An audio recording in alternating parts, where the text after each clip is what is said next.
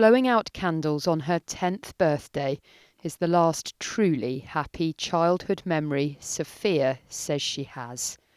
2 days after this photo was taken, her mum Janine went to prison for a crime she didn't commit. You sort of get that, like when you're a kid, oh, she's playing a prank, she's going to be at home. Looked in all the rooms and was like, no, she's not here, she's gone. Janine Powell was wrongly convicted of stealing more than £70,000 from the post office she ran in Devon.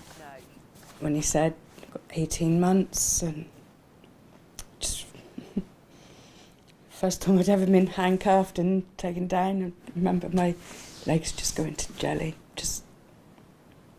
And then obviously when I came out, it was on electronic tag, which, like school plays, parents' evenings and things like that, it restricted me from. Plus it was always going off saying that I wasn't home, and I was, and the police were on the door at 2 in the morning, and you're having to go through it all over again. She now knows it was faulty software that made it look like the money was missing. How do you now plead? This ITV drama told the world how hundreds of sub-postmasters like Janine faced prosecution and prison. Since then, the real-life police investigation has turned on the people that put them there. This is one of 4 regional hubs now dedicated to the post office investigation. And at the heart of their work is a database containing millions of documents. And they're searching through that, looking for relevant evidence. We've got about 7 people who've been nominated as a suspect. Now, that may seem, well, that's very low, but actually the amount of time it takes to get to that point is really significant. But we're looking at another 45 people who are persons of interest. That will probably climb. What can you tell me about who those 45 or so people are? Well, so generally we're talking about post office investigators, we're talking about solicitors, and we're talking about chain of management as well. So we're building cases here around perjury and perverting the course of justice. They're very serious offences. How high up do you expect this to go?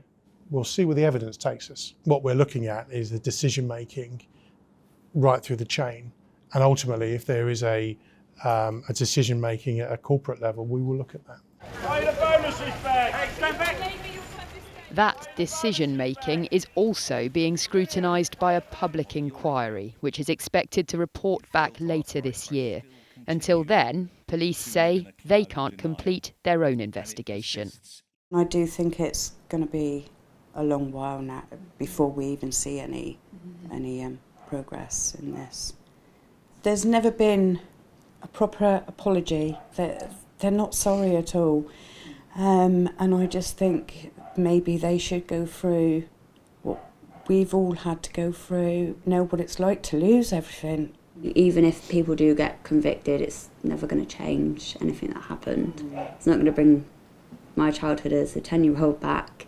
Anxiety, leaving the house, panic attacks, depression, again self-harm, even at a young age. Feeling like the whole world's against you.